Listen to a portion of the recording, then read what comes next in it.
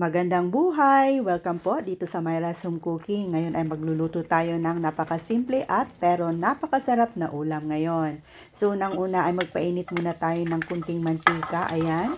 So, igigisa natin itong ating mga aromatics tulad itong bawang. Gisahin lang natin hanggat sa bumango.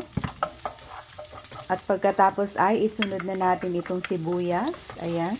Lulutuin lang natin hanggat sa maging translucent na po.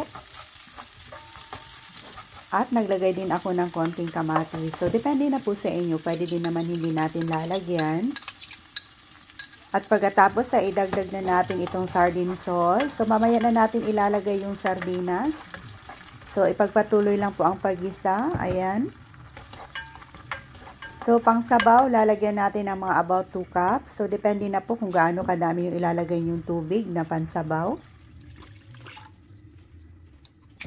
So, timplahan ng asin, paminta, ayon sa inyong panlasa. At para mas lalong masarap, ay lalagyan din natin ng konting fish sauce. At saka seasoning. Ayan po. So, paghalo-haluin lang at hayaan lang natin kumulo. At pag kulong-kulo na, ay saka na natin ilalagay itong ating patola. Ayan. 1 medium size of patola po yan. Ayan.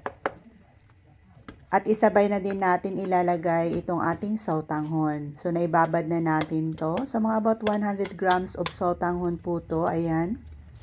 At ilalagay na natin yung sardinas. So, mamaya lang natin paghalo-haluin. So, takpan muna at hayaang maluto ng mga about 5 minutes. Eto na po.